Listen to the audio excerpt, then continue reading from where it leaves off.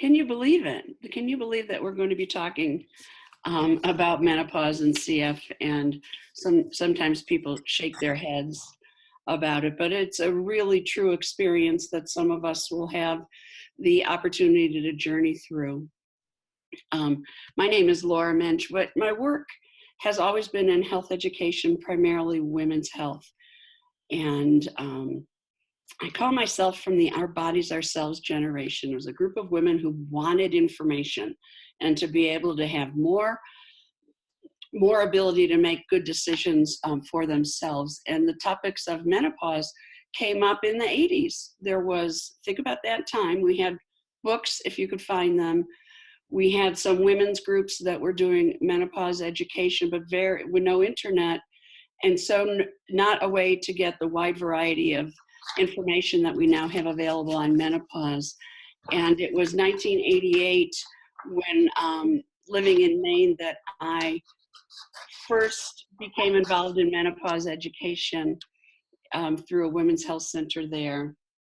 And that was in response to women saying, I don't know what to do. What's menopause going to be like? Almost where we are right now with this group.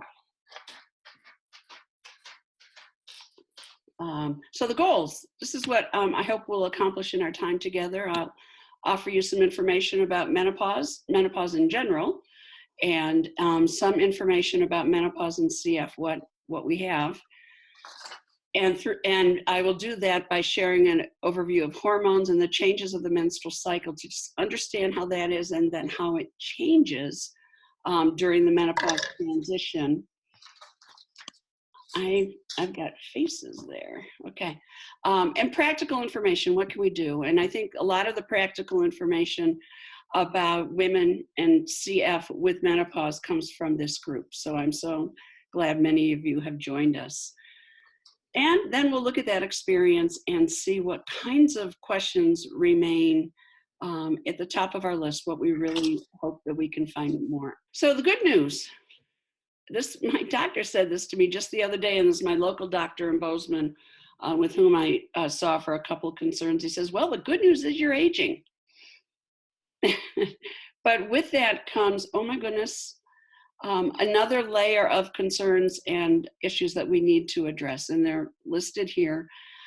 But one of the things we have to be very mindful of in the cystic fibrosis community is ongoing colonoscopy exams and breast exams and mammograms.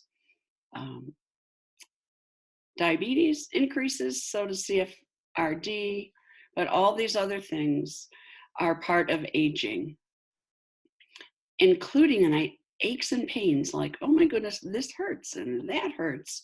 And I met with, the good news is that you're aging. But we're mostly today going to talk about women's health and menopause.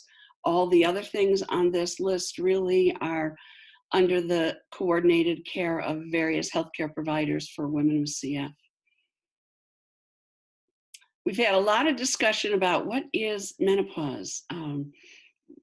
In earlier times, we called it the change because nobody could say menopause. It was very secretive, like we couldn't talk about sexuality and sexual health. But that's changing. But what does menopause actually mean? It's a period of transition that could last a few to several years in the declining fertility, changes in hormones, and change in menstrual patterns. When you think about puberty and the similarity of puberty with as another transition time, puberty happens over a number of years. And there are different hallmarks and signs that puberty is on its way. The puberty marker is the first period. The menopause marker is the last period. Prior to that, for a few years, there are changes in menstruation, more frequent, more spread apart periods, heavier bleeding, scantier bleeding. We'll each have our own experience, but keep track of cycles. When your last period is your actual menopause, that's the defining menopause moment, but you don't know you've had your last period until 12 months later. Keep track. Women are still fertile during this time until they've had 12 months without a period. You might know some women who said, great, my periods are done. I'm 3 months of no periods, and they give away everything, only to find that they have to go back out and buy pads or tampons because their period has returned. So 12 months after the last period, menopause is established, but still the changes continue. The average age of menopause in U.S. for U.S. women is 51. So years before and years after. For CF, we believe it's going to be a few to several years earlier. Menopause, there's a transitional menopause, which is unsupported by surgery or other changes. But some women experience a surgical menopause when they have their hysterectomy with the ovaries removed. It's the ovaries that signal the menopause changes. Some women experience menopause as an effect of chemotherapy. But it is a hormonal event, and heralds in all these life changes. I think, well, we're not having a conversation, but when I would do puberty education, one of the things that the girls were most freaked out about was hair. Like, I'm going to get hair in all these new places. And that is one of the things that is a commonality with puberty, is that the hair issue comes up again in menopause. We say we hit puberty, but we don't say we hit menopause so much. And those are things to think about. Each of us and all your friends that talk to everybody will all experience the menopause transition differently. Here's a brief overview of the menstrual cycle, and each cycle starts in the pituitary gland. The pituitary starts the cycle by sending a message to the ovaries to develop follicles towards ovulation, and more than one follicle will respond to this yellow line on top, the follicle stimulating hormone. Hey, ovaries, get started. So they develop the follicles and also produce estrogen. Estrogen, if you look in the ovarian hormones, a third cycle down, third row down, estrogen is the feel-good hormone. This is the time in our cycles when we might feel better than other times.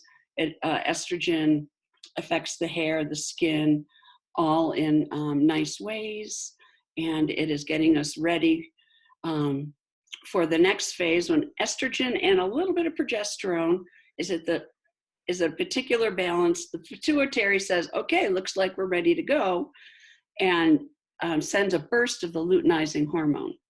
The luteinizing hormone triggers ovulation, and when the corpus luteum, where the follicle where the egg has been developing and producing estrogen, opens up, the egg comes out, and then that follicle continues to maintain the cycle by producing progesterone, which rises at the end of the cycle and monitors the end of the cycle, and all hormones drop as the menstrual period begins. Progesterone is the hormone that we might feel a little bit more acutely in the not so happy, not so lovely time of our cycle. But the name progesterone means progesta. It's the hormone that will maintain pregnancy if a pregnancy has started, until about 12 weeks, when the placenta becomes rooted and established. And the placenta takes a long time to take over the hormone producing responsibilities. So on the fourth row is the uterine lining. It decreases with the period, is enriched during the early phase before ovulation, and then becomes fuller and ready for the menstrual period. If ovulation has occurred, there'll be a menstrual period about 2 weeks later. That's pretty consistent. So when women have ranging cycle length, it is from the period to ovulation that is variable. This is a good time for questions. Is there anybody that wants to unmute and ask something particular about the cycle at this point? Are there differences in CF menstruation length? The how long the period is? Because mine were very short, and I wondered if that was common or if it's still the same range within CF.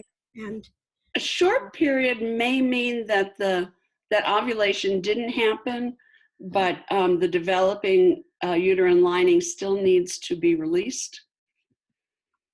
That could be it, or just a really short could just be like menopause. We each have our own cycles, but we don't sit around and talk about them with each other quite so much. I don't know if there's a CF effect other than, well, there's meds, there's weight. You know, you need a certain amount of estrogen.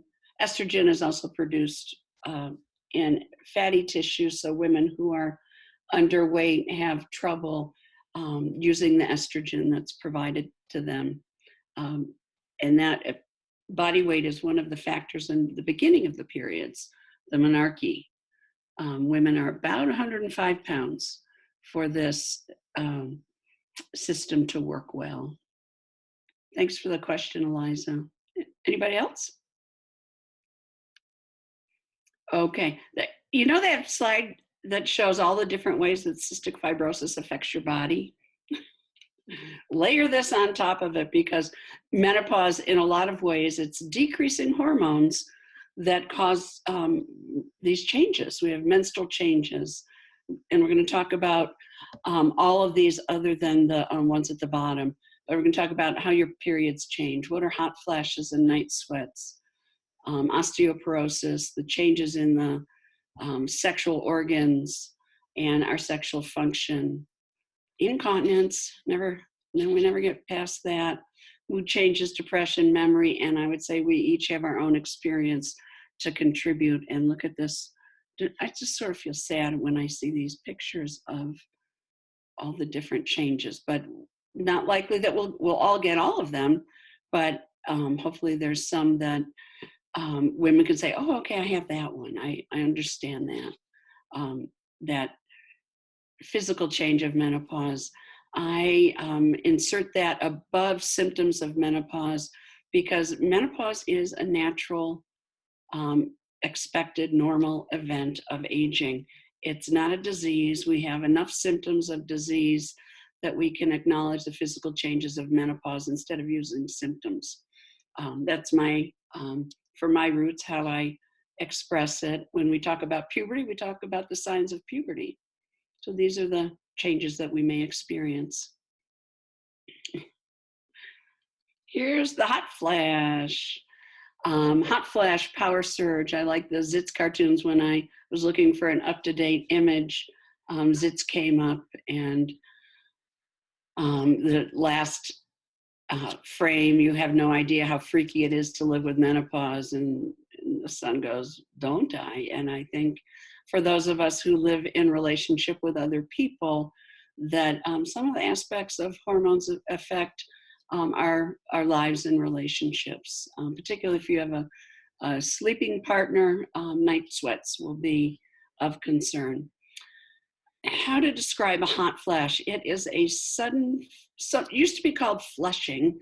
I think we're grabbing on hot flash as a term, but it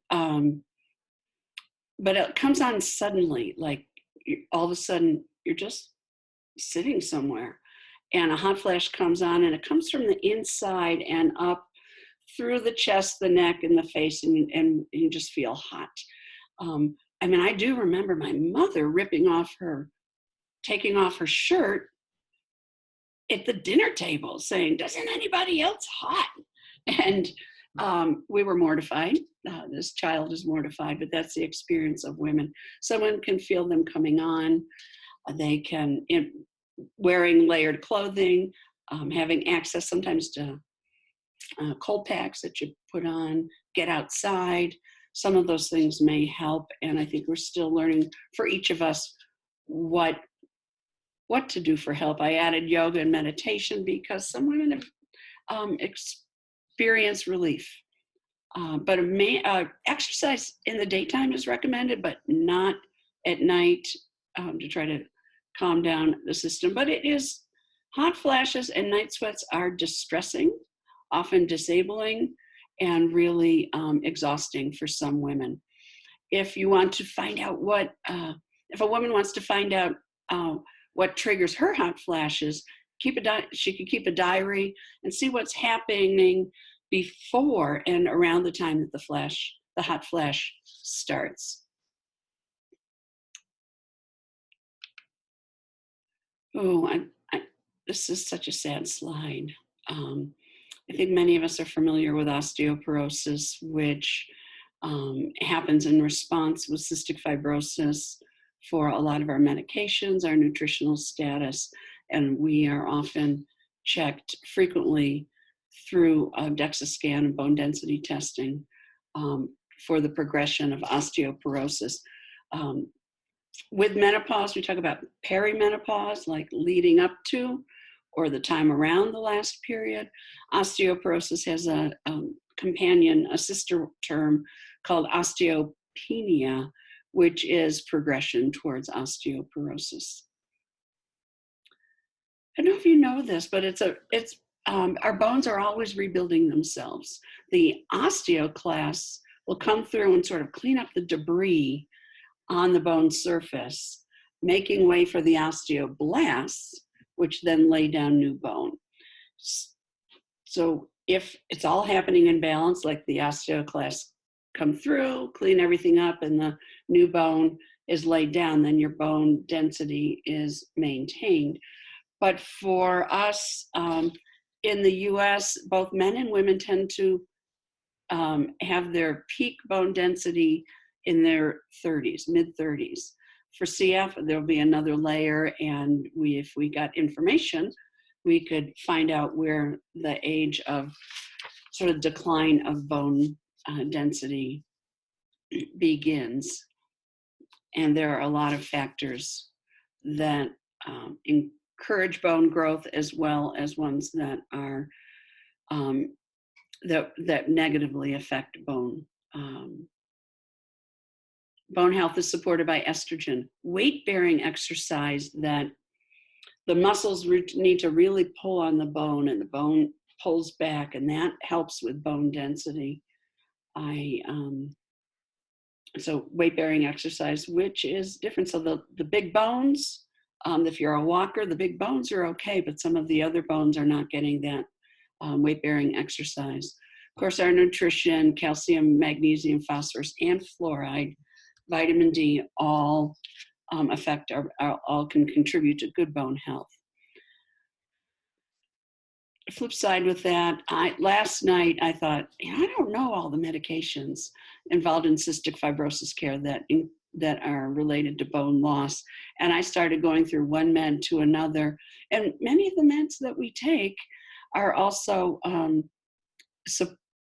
unsupportive of bone growth. They help weaken bones.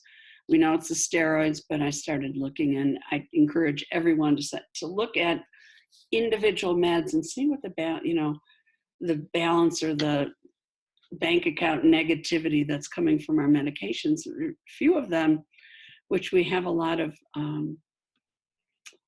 opportunity to let go of the medications. When we need some of these meds, we need them. But other lifestyle factors that also are related to bone density loss are use of caffeine and alcohol, carbonated beverages, I'm sorry to tell you that, but a high protein intake also. It's the balance of calcium in the blood. If you have good balance, it can be laid down. These other beverages and foods really work against that. Smoking or being in the presence of smoke also is negative for bone density growth. Any questions about osteoporosis particularly? I think it's a big deal for us to maintain the balance. Oh, are there? Laura? There are a lot of chat questions, but I can't really find them. Yeah? It's Linda. On the osteoporosis, when you talked about checking other medications. Is Yeah. it, are we reading about it in a side effect, or how do we find out? Well, you know, those big papers, I Googled them and I said side effects of particular drug, Right. and it will show up if, you know, and sometimes I went osteoporosis and the drug. So, Okay. but it could be in the insert. I don't know where in the insert you would find it Yeah. because those things are so big. Yeah. But and you know, if there are some drugs that you can substitute other ones for, what I'm most recently realized is proton pump inhibitors are related to bone density concerns. Ah, okay. Thank you. I think there are chat questions. Wait, I'm sorry. I missed what drug you just said.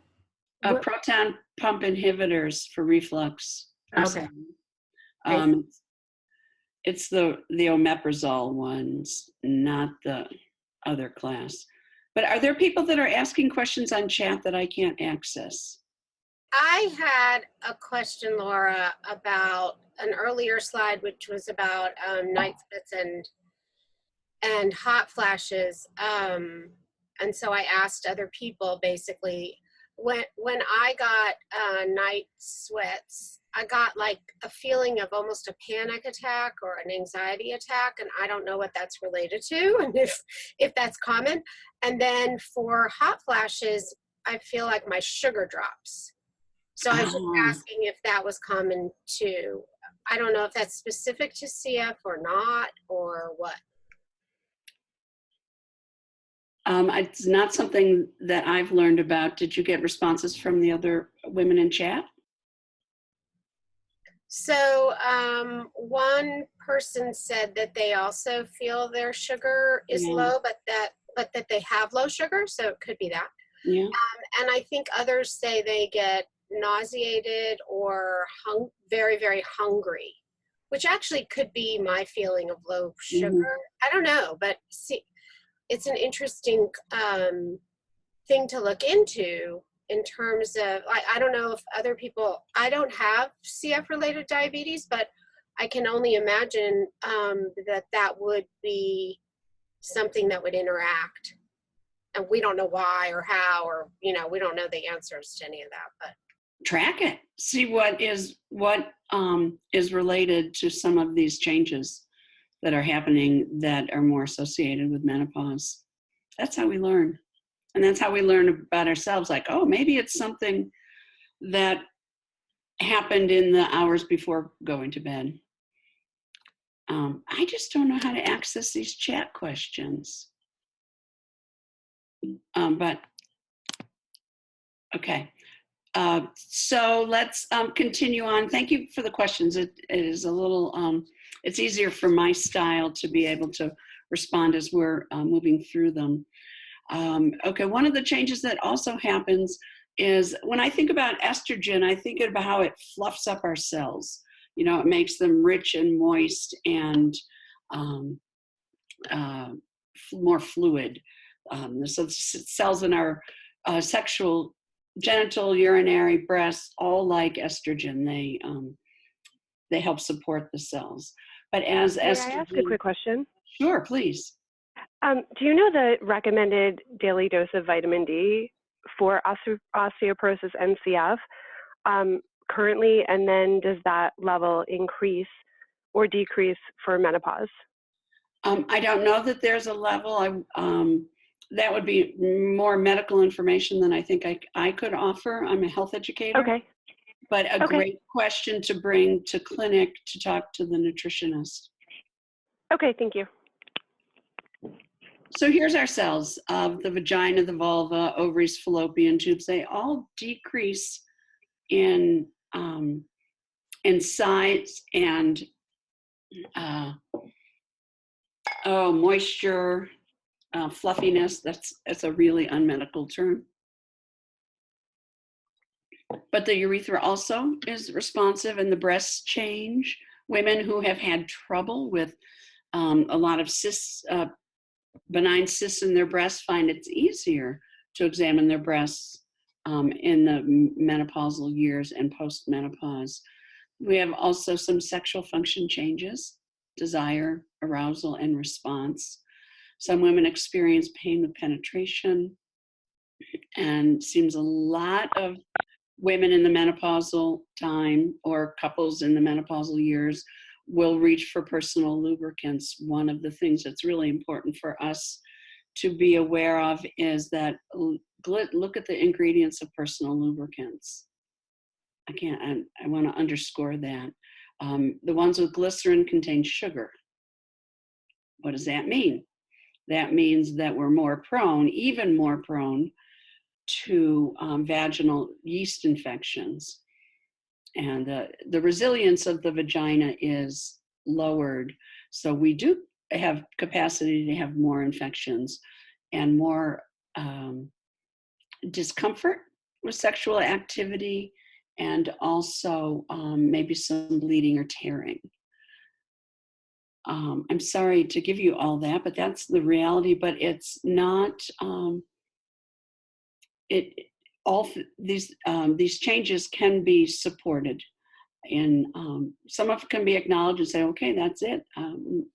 Having an exam where the provider says, oh, your ovaries are nice and small, just the way they should be. That's common, but some of these changes will just happen, but we can support other changes, particularly vaginal changes.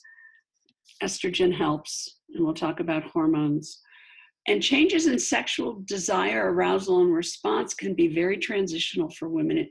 Our sex lives do not end at menopause. Many women have very satisfying sexual lives through menopause and after, and that takes all of the things that are important in sexual relationships: time, communication, and some support. And lube can really help, but please get a lube that is helpful, not causing more problems. You guys are chatting away, and I can't see it, but happy there's chat. Okay, urinary incontinence, more urinary incontinence. In menopause education, we talk about 3 different kinds of urinary incontinence. Many of us are familiar with stress incontinence, which is related to our relaxed pelvic floor and increased abdominal pressure from coughing. And we've had a really excellent presentation last May with Karen Von Berg, a physical therapist, who spoke to us for the whole time in the patient task force meeting about stress incontinence. I'll give you a link at the end of this to go see that if you want. The other kinds of incontinence is overflow. The urethra's blocked, or you just can't void and fully empty the bladder, and so the bladder's full and urine leaks out.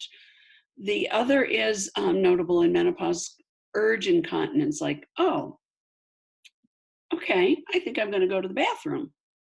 And sometimes you can't even get there because you feel the urge, and then all of the mechanisms to urination seem like they speed up. The bladder is sensitive. It could be neurological or infection. There's a situation in urge incontinence. It's called key in the lock that happens. And I tell you, this really does happen.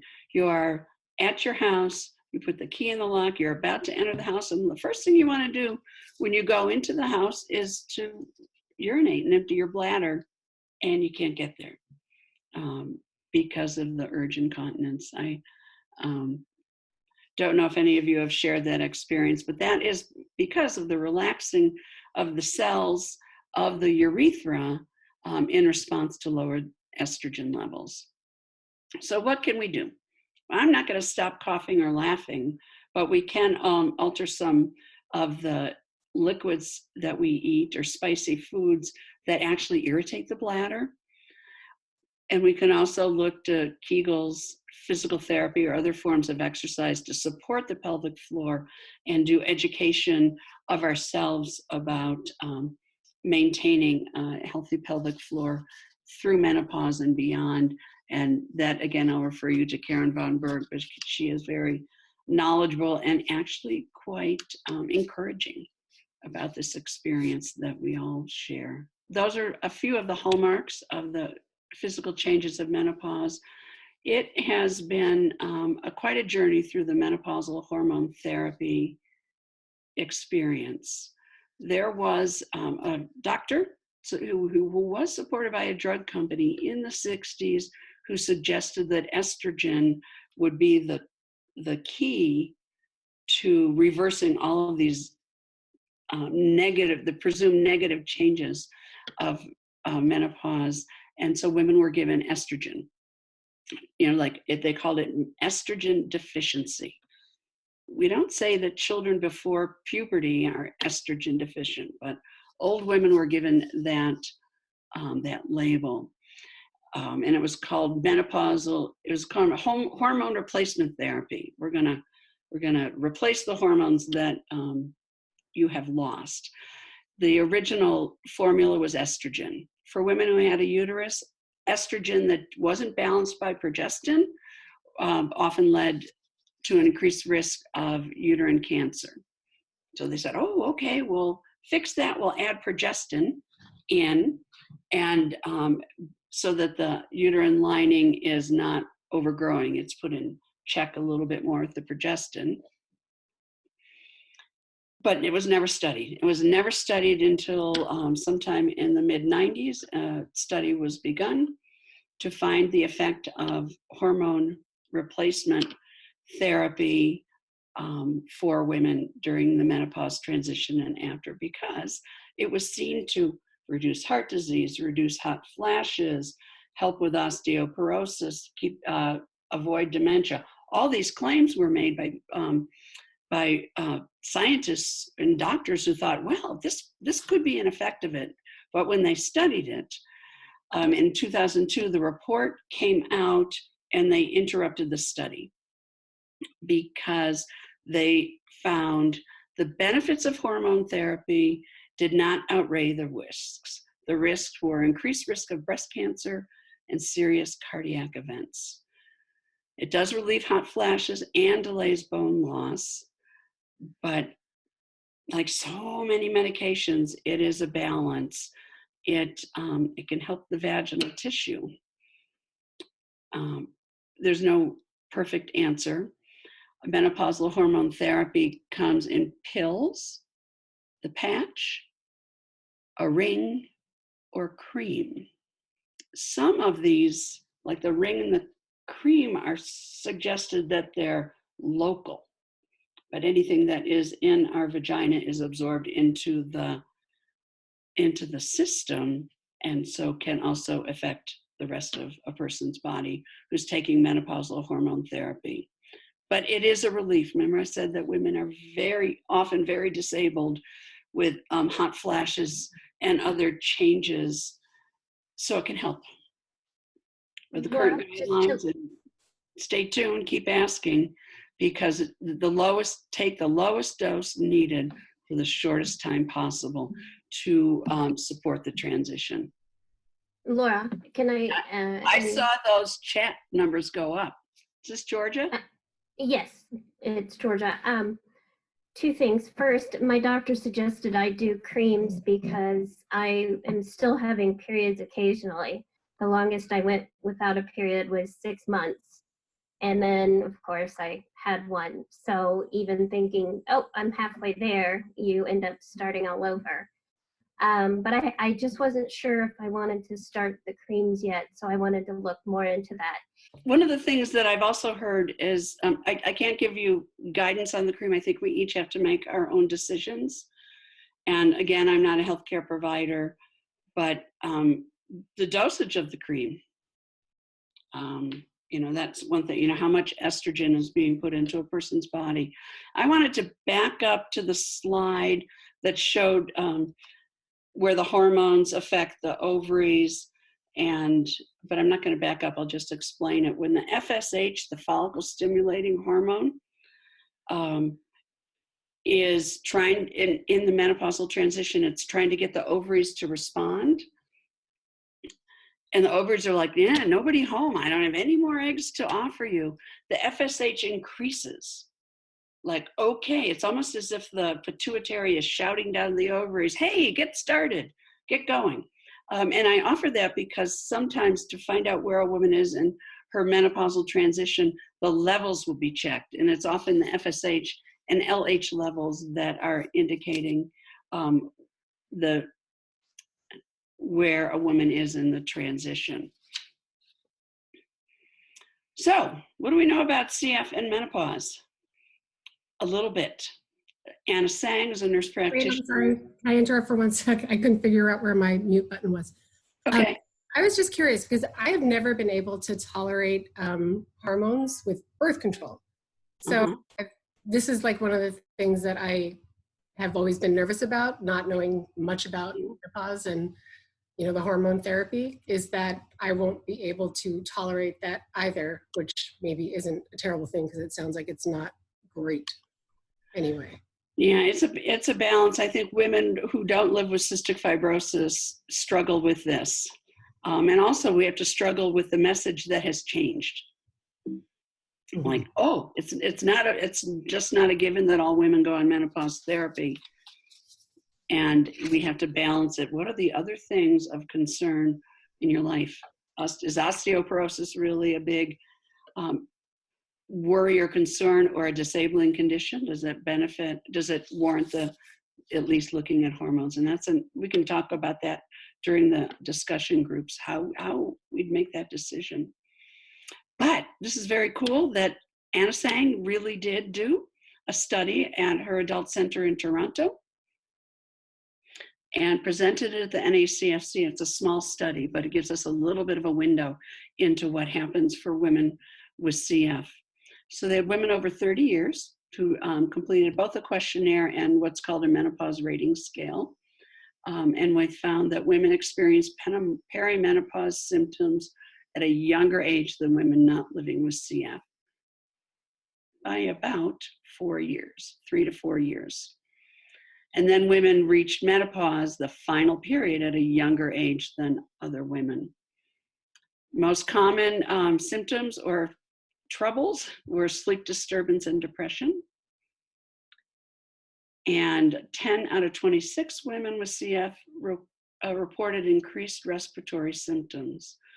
And I wanted to hallmark that some women with late diagnosis are responding to this effect of the changing hormones and finally find themselves getting the right diagnosis of cystic fibrosis and entering into CF care. Some clinics are seeing a larger number of new late diagnosis among females at this time. Well, so what can we do? And this is Anna Sang's suggestions to other providers at the NACFC. Let's start talking about menopause transition earlier. It's sort of like the puberty question. Maintenance on good health. I think we work really hard at that already, but there are some things we can continue to focus on that will help us through menopause and into this uncharted area of aging with menopause, aging with CF. Support and maintain, I don't know, positive. I think we need to listen to our negative perception of changes and find ways to help ourselves. Education and referral to specialists, that's another area that needs work. And also be aware that symptoms of perimenopause may compound CF symptoms. So keep track, make charts. Our providers are going to learn from us. I have, is it menopause or CF? I think, I wish I knew. I'd like to know. I had some things to share, and we may be able to do this through the discussion of our CF chat group. What women with CF and having had experience of menopause or anticipating it wanted to know. One of the hallmarks is, I'd like to know what we can expect to be different because of CF.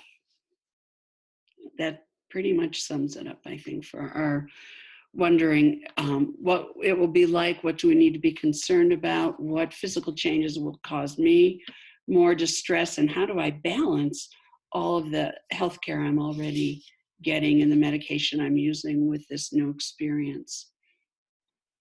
So menopause is a normal experience of aging, and each of us will have a different experience, but we need to care for ourselves.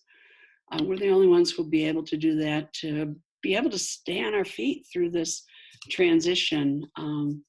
Keep going to the doctor. Menopause does not mean we end our gynecological care. We'll have sooner or later fewer pap tests, but we still need to be have that relationship.